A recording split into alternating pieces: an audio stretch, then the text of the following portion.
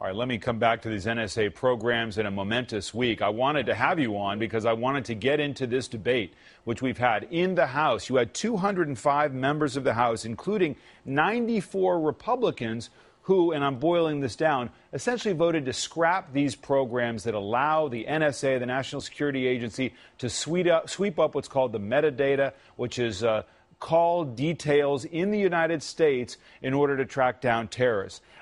Last month, General Hayden, Michael Hayden, former head of the NSA, former head of the CIA, was on Meet the Press, and he said the following about these programs. Listen. I think it's living in this kind of a democracy. We're going to have to be a little bit less effective in order to be a little bit more transparent to get to do anything to defend the American people. Given the kind of support for an amendment to scrap these programs, do you agree with what General Hayden said there? Well, I'm not sure what point he was making there, but let me tell you this. I mean, I share the frustration of the American people, and that's what we saw happen recently. It was a collision of really bad, awful policies and ideas coming out of the administration. The data hub that would take Social Security and health information and other information, put it in one place. All of that is bad, and we should all be very concerned about it. The problem was this was, I think, the first opportunity for members who are frustrated about those things, and the American public is frustrated about those things. And by the way, I'm frustrated about those things, and say this is exactly the same. And unfortunately, it's not.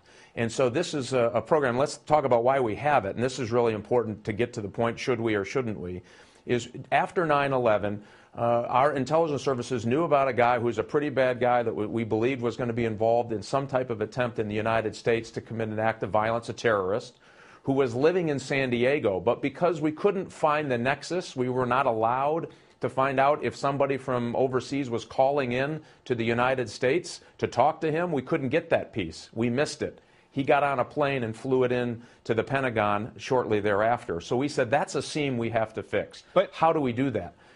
Well, and what we ended up doing is the program that they tried to turn off is the program that catches foreign terrorists from talking to people in the United States, helps us identify those. And again, talking to senior government officials this week, the way to understand these programs as they lay it out is to say a suspected terrorist calls somebody in the United States. The way you put those two together is that you have a haystack.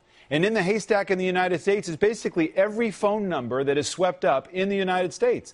It's not the content of the calls, it's the details, and it's put in this kind of vault in a cloud scenario. And that you get the ping, you get that relationship by having the haystack. Is there any way to provide better privacy when, as it's been explained to me, you either have the haystack of phone numbers and call details or you don't, and that's what libertarians are really concerned about?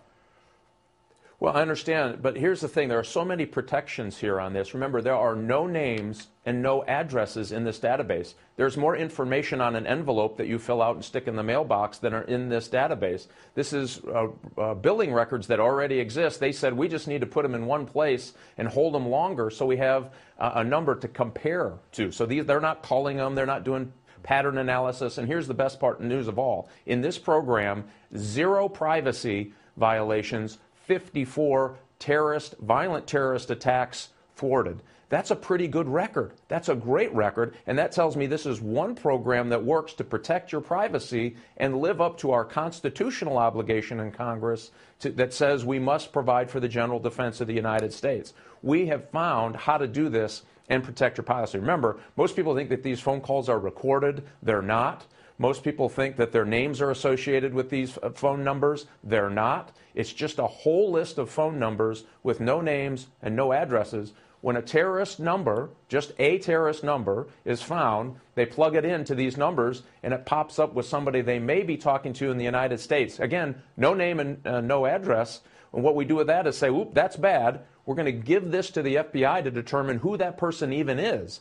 And so that's the way we protected privacy, and that's why there's been 0 privacy violations with this, and it's been able to be used to stop 54 violent terrorist acts.